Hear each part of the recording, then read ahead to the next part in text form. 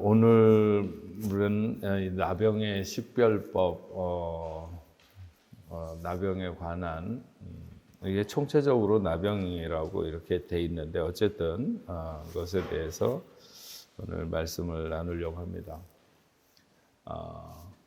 그 영국의 랭스게이트라고 하는 곳에 미니스터라고 하는 그 동네가 있는데 거기에 아마 성 마리아 교회라고 하는 교회가 있습니다. 근데 그 교회의 벽이 이렇게 왜 바깥으로 향하는 벽에 이렇게 구멍이 나 있는 거예요. 그래서 거기를 방문했던 사람이 왜 저 교회 밖으로 저 벽에 구멍이 저렇게 나 있냐 이렇게 물어봤더니 안내하시는 분이 저게 꽤 슬프고도 또 어떤 면에서는 감동적인 사연이 있는데 12세기에 이 교회 주변에 나병 환자들이 굉장히 많이 있었다는 거예요. 그 나병 환자들이 많이 있는데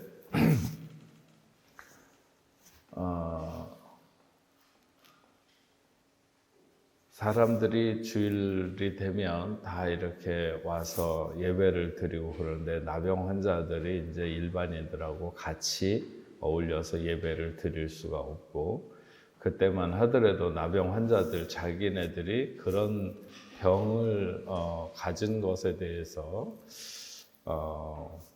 뭔가 이렇게 어떤 조금 형벌 같은 그런 생각도 굉장히 많이 가지고 있고 또 그래도 그럼에도 불구하고 하나님의 은총을 입을 수 있으면 하는 그런 마음들이 굉장히 간절하고 그런 시기였는데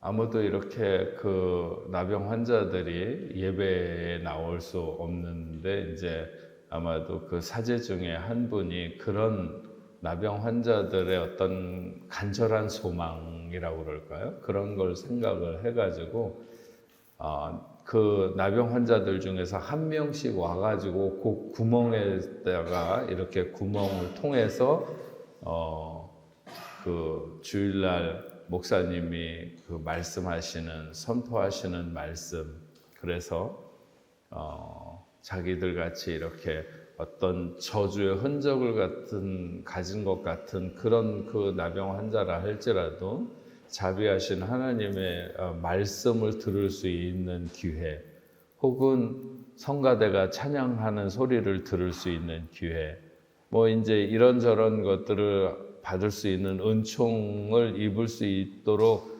했으면 좋겠다고 하는 그 사제와 또 그 나병 환자들의 소원 그런 것들이 이제 해서 그 사제가 교회당의 벽을 뚫어준 거예요. 벽을 뚫어줘서 그 나병 환자들이 한 명씩 돌아가면서 와서 조그만 구멍을 통해서 그 사제가 하는 설교라든지 아니면 성가대 찬양이라든지 이런 걸 듣는 그런 기 위해서 그것이 그렇게 뚫어져 있다. 그게 이제 벌써 한 700년, 800년 전의 일이지만 그 구멍이 아직까지도 그렇게 이제 남아 있다라고 하는 그런 이야기를 이렇게 이제 전해줬다고 합니다. 아마도 그 당시로 따지고 보면 그렇게 작은 구멍 하나로 그 설교의 말씀을 듣거나 아니면은 이제 그 보통 보면은 옛날 카톨릭 뭐 영국 제가 자세히는 잘 모르겠지만 프랑스 같은 경우에는 성가대가 저 위에 2층 저 위에 해갖고 보이지도 않고 소리만 이렇게 난다거나 뭐 거기는 어떻게 됐는지 모르겠지만 하여튼 그러면서 거기에 기대서 하나님을 향한 어떤 자비 이런 것들을 구했던 그런 사람들의 마음 이런 것들이 좀 오늘 이렇게 말씀을 준비하는 과정 속에서 좀 생각을 해보면서 그래 맞아 그런 생각이 들었어요. 사실 우리가 평상시에 좋은 날에 하나님 앞에 서는 것에 대해서 그렇게 감격스러운 마음, 정말 은혜가 충만하게 이렇게 뭔가 기대하는 마음, 그런 마음으로 예배드리기가 참 쉽지 않죠. 쉽지 않아요. 그냥 마치 생각 속에서 내가 오늘 교회 한번 나가준다, 뭐 꼭 그렇게 선언하는 건 아니지만 어쩐지 한번 교회 나가는 것이 뭔가 이렇게 대단한 일을 한 것 같고 굉장히 그런 뿌듯한 것 같은 그런 생각을 가질 수도 있겠죠. 근데 사실은 생각을 해보면, 제가 왜 예전에도 설교하면서 간혹 그 앤디 워홀의 그 작품 얘기를 하면서, 앤디 워홀이 그 사람이 그렇게 콜라병, 무슨 콜라병 라벨이라든지 뭐 통조림 깡통이라든지 이런 것을 그 공장에서 찍어내듯이 막 이렇게 프린트 해내면서 그것을 자신의 작품이라고 이렇게 하는, 그래서 아뜰리에가 아니라 공장에서 찍어내는 것 같은 그런 것을 하면, 그 작업의 의식 속에 그가 가진 생각은 뭐냐면, 사람들이 예수를 위대하다고 생각을 하지만 실상 위대한 것과 일상적인 것에는 구분이 없는 것이다. 다른 말로 말하면 일상이 위대한 것이라는 거죠. 그러니까는 우리가 평소에는 그런 생각을 잘 못하고 살지만, 저도 그런 걸 잘 모르지만 목회를 하면서 하다 보면 간혹 가다가 누군가 세상을 떠나는, 이렇게 임종을 하는 사람들을 이렇게 보게 되면 그 임종하는 사람한테 물어봅니다. 당신은 혹시라도 시간이 주어지면 어떤 시간으로 돌아가고 싶은가? 당신이 살아왔던 생애 중에서 어떤 시간으로 돌아갔으면 좋겠는가? 아니면 뭘 해봤으면 좋겠는가? 이렇게 물어보면, 그 죽을 시간이 얼마 남지 않는 생애에서 가장 진실할 수밖에 없는 시간에 사람들이 대답하는 것은 엄청난 게 아니라는 거예요. 그러니까 내가 그 전 세계를 돌아다니는 유람선, 그 막 몇천만 원 내야 탄다고 하는 그런 멋진 크루즈선을 못 타보고 죽는 게 너무 한이라서 난 그걸 한번 타보고 죽었으면 좋겠다.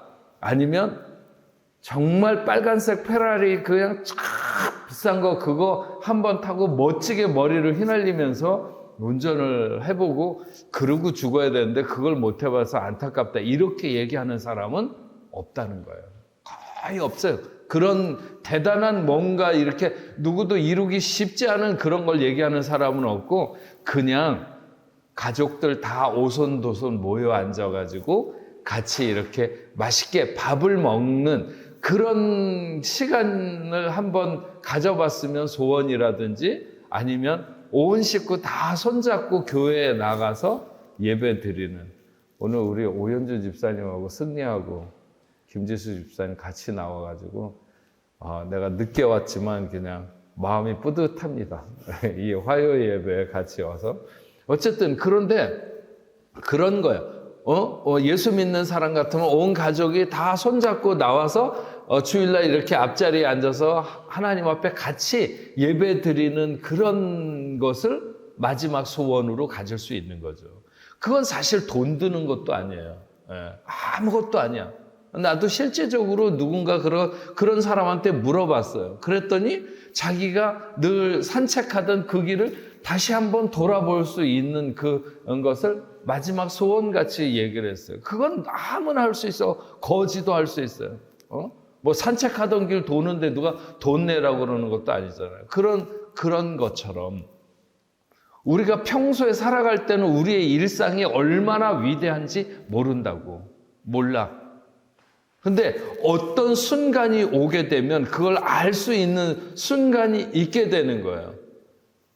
병들어서 만약에 꼼짝도 못하고 누워있는 사람의 경우에는 단 한 번만이라도 일어나서 걸을 수 있거나 앉을 수 있거나 이런 것들을 마음에 소원할 수 있다고. 근데 그런 거는 그냥 누구나 다 하는 일이잖아요. 일상적인 거잖아요.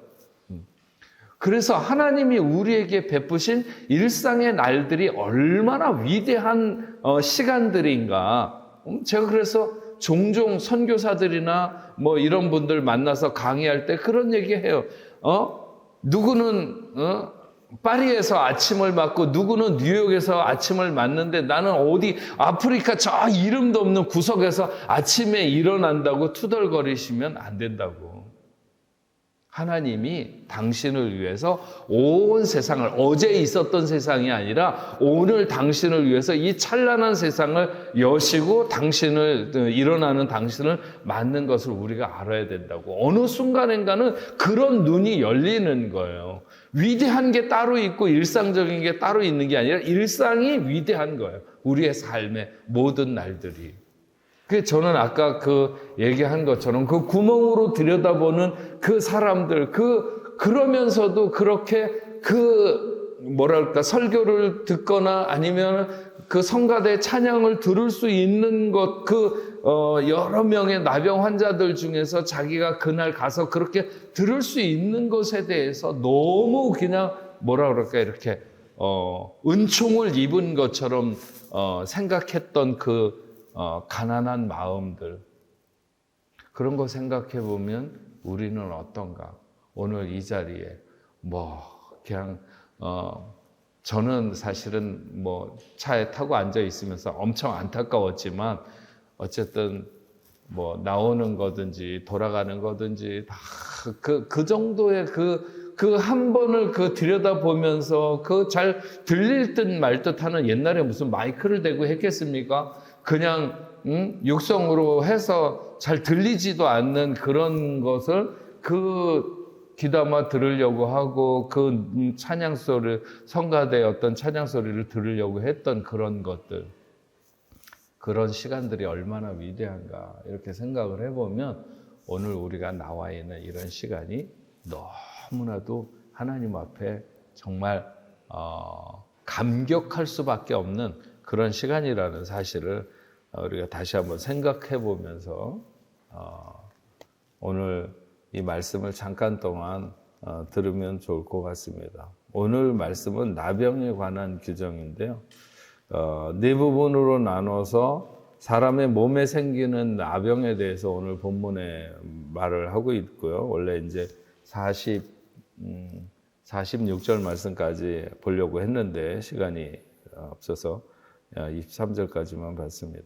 그 다음에 이제 사람 몸에 생기는 나병, 그 다음에 옷이나 가축에게 생기는 나병을 59절까지, 그리고 나병이 치료되었을 때 행하는 정결의식에 대해서 14장 32절까지, 집에 나병이 발생했을 때 처리하는 방법에 대해서 14장 57절까지.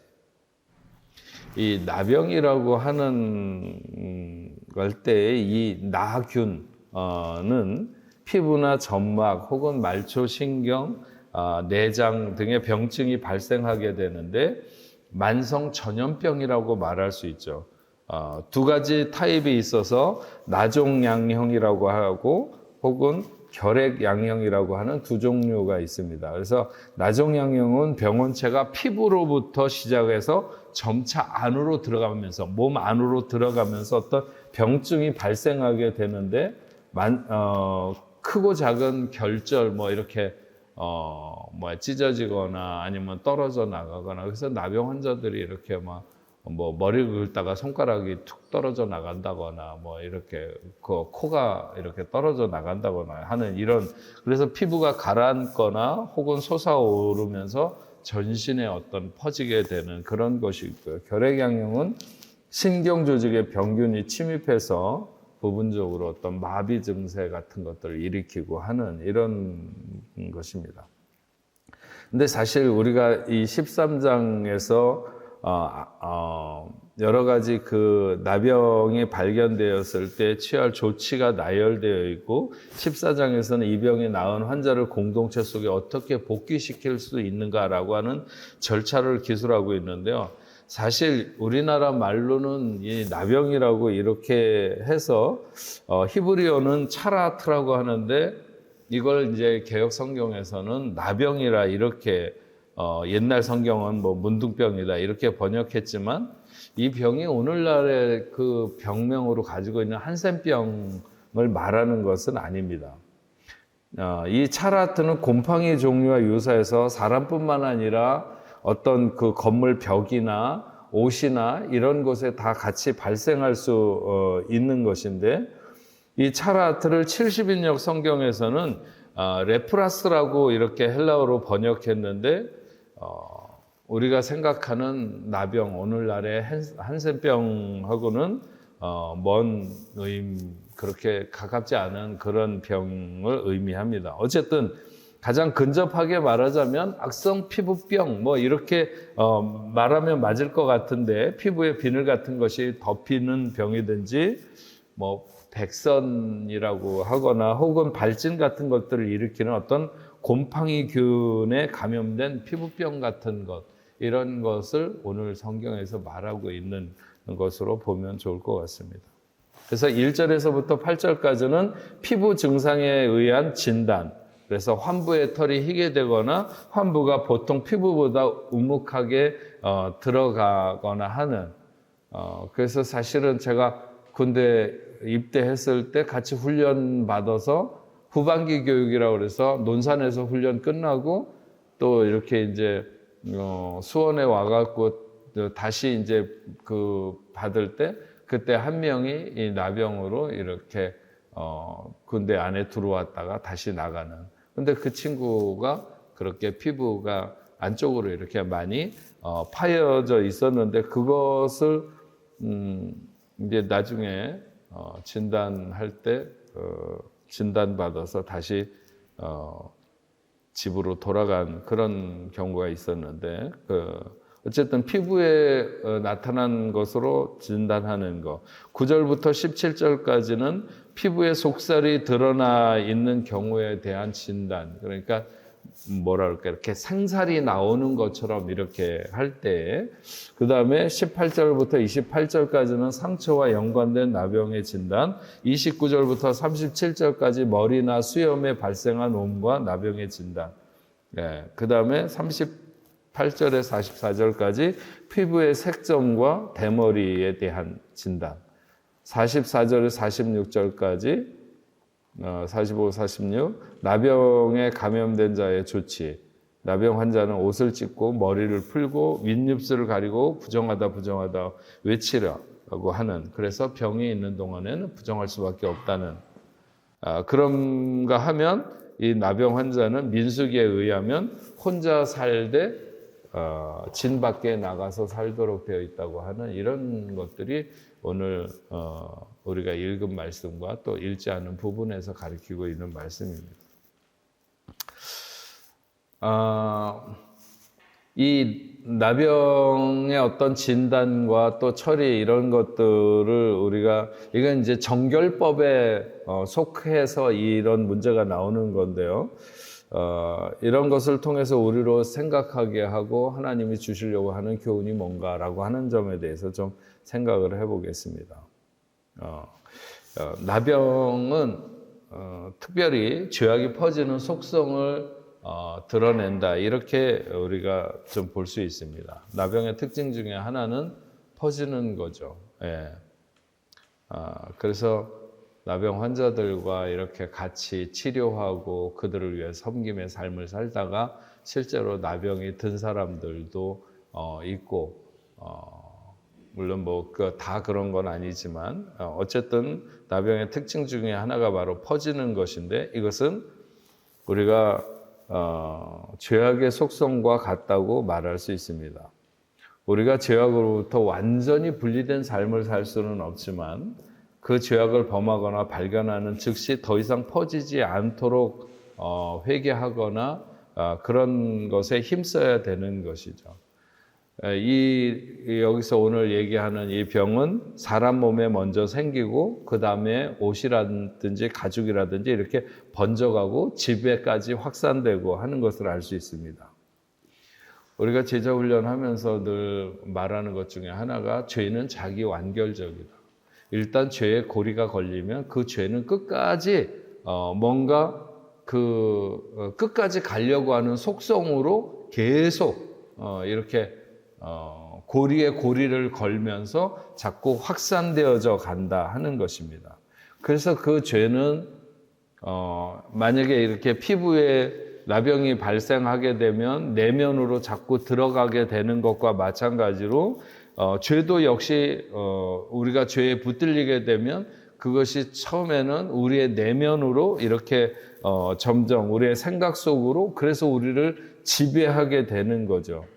그런가 하면 그것은 또 내 안에만 머물지 않고 공동체로 이렇게 번져가려고 하는, 그래서 죄를 진 사람들은 꼭 뭔가 다른 사람들을 이렇게 끌어들여서 같은 편을 만들려고 합니다. 이게 죄의 아주 굉장히 두드러진 특성 중에 하나, 죄도 나같이 만들어야 돼. 속이 시원한 죄의 어떤 특성이 그런 것이 있어요. 그래서 자기 하나에 머물지 않고 공동체 속으로 이렇게 자꾸 퍼져나가는 거죠. 그래서 만약 우리의 생각 속에 어떤 나병이 발생했다, 좀 영적으로 생각해서 우리의 생각 속에 나병이 발생했다, 그러면 그것은 이제 나만을 병든 채로 두는 것이 아니라 뭔가 자꾸 이제 옆에 있는 사람들도 병들게 하고 그런 것들이 이제 뭔가 부정적인 생각이라든지 좌절감이라든지 뭔가 좋지 않은 그 영향을 미치는 것들, 그런 것들을 가지고 자꾸 번지게 되는 거죠.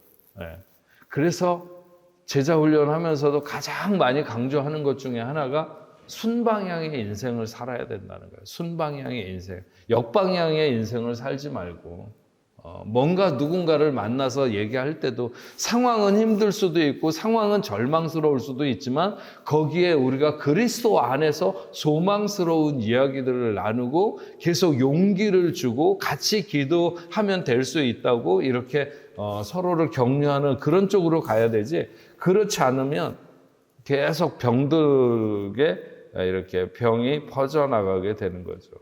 그래서 어떤 환처가 더 이상 확산되지 않으면 그건 피부병이에요. 어떤 어디에 피부에 무슨 뭐가 종기가 나거나 뭐가 이상하거나 그럴 수 있어요. 그렇지만 그게 자꾸 번져가지 않으면 그건 피부병이지만 확산되면 그건 부정한 것으로 나병이 된다. 이렇게 이제 성경이 말씀하고 있는 거예요. 그런가 하면 나병은 사실 치유의 방법을 오늘날에는 한센병 같은 것을 이렇게 치유하거나 또 아니면 완벽하게 다 되는지는 모르겠지만 어쨌든 더 이상 번지지 않도록 많이 이렇게 되고 있기는 한데 여기에 나타난 그것은 불치병으로 처음에는 외부에 나타나다가 점점 더 안으로 살을 썩어 들어가게 하는 무서운 병입니다. 그래서 나병이 여기저기 퍼지면 부정하고 퍼지지 않으면 괜찮았다, 정했다 하는 것이죠. 물에 빨았는데도 없어지지 않으면 부정한 거예요.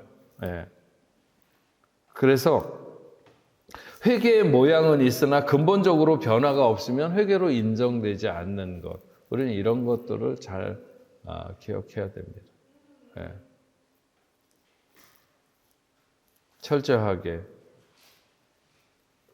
그런가 하면 하나님의 간섭에도 불구하고 끝까지 고집을 부리면 결국은 패망의 길로 갈 수밖에 없다.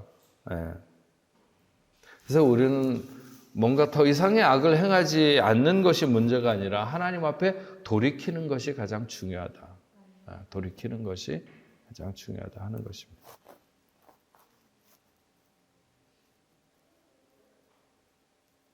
성경에는 여러 곳에서 영적 그 교훈으로 나병을 죄의 모형으로 삼아서 말을 합니다.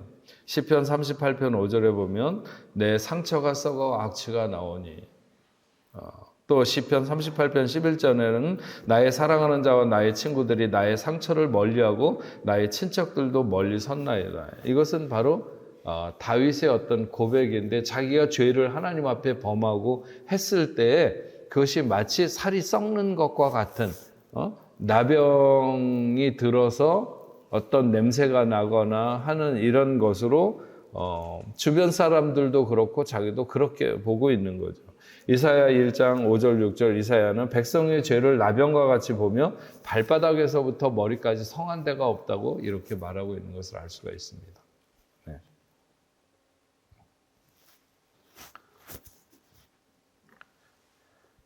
그런가 하면 성경에 나타난 여러 가지 그 나병 환자들의 예를 보게 되면 대부분의 경우에는 하나님을 대적하거나 반항하고 그 반역하는 데서 출발하는 이런 것을 볼 수 있습니다. 미리암이 나병이 발병을 한 것에 대해서, 나만이 나병에 걸린 것에 대해서, 또 엘리사의 시종이었던 게하시가 나병에 걸린 것에 대해서, 우시야 왕이 나병에 걸린 것에 대해서, 이런 것들에 대해서 나타난 그 성경이 기록하고 있는데, 그들의 특징은 말씀을 순종할 때 나병에서 씻음받게 되는 것들을 이렇게 성경이 기록하고 있어요. 그렇다면 말씀을 반대로 거스림과 말씀에 대한 순종이 우리의 영적인 상태를 진단하는 것에 가장 알맞다, 이렇게 말할 수 있는 것이죠. 네.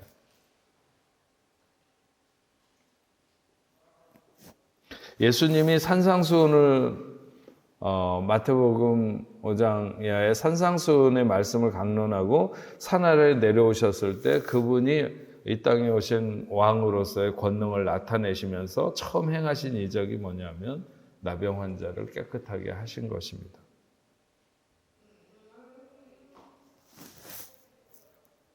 성경에 보면 사람은 네 가지로 부정하게 되는데 뭔가와의 이렇게 교제, 부정한 것과의 만남을 통해 부정하게 되고, 출생에 의해서 부정하게 되고, 나병에 의해서 부정하게 되고, 유출병에 의해서 부정하게 된다, 이렇게 기록하고 있어요.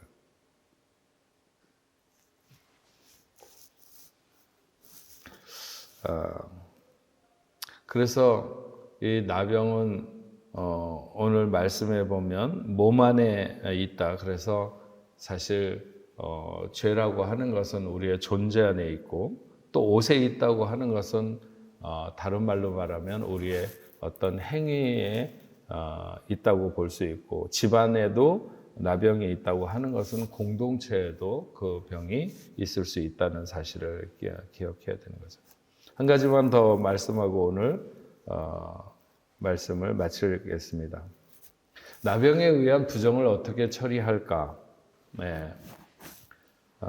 오늘 보면 옷을 찢어라, 이렇게 말하고 있습니다. 네. 회개의 자세를 가져야 되는 거죠. 머리를 풀라고 하는 말씀이 있어요. 자신의 아름다움을 돌아보지 않고 슬퍼하는 자세를 가져야 되고, 윗입술을 가리고 부정하다고 외치도록 되어 있는데, 스스로 죄악을 부끄럽게 생각하고 죄를 자책하는 그런 마음을 갖는 것이 중요합니다. 병이 있는 동안에는 늘 부정함, 씻음 받기 전에 스스로 더럽다고 생각하고 철저하게 회개에 이르러야 됩니다. 그리고 진 밖에서 혼자서의 삶을 살도록 되어 있는데, 이것은 부정함을 옮기지 않도록 사람과의 접촉, 교제를 자제하도록 되어 있는. 그래서 제사장은 비록 모세의 누이였다 할지라도 환자로 밝혀진 미리암을 진 밖으로 격리시키는 이런 것을 통해서 정하게 하려고 했던 이런 것을 볼 수 있습니다. 네, 오늘 여기까지만 우리 하고 다음 주일에 계속해서 한 번 더 우리 13장에 나타난 나병의 정결 예식에 대해서 우리 말씀을 듣도록 하겠습니다.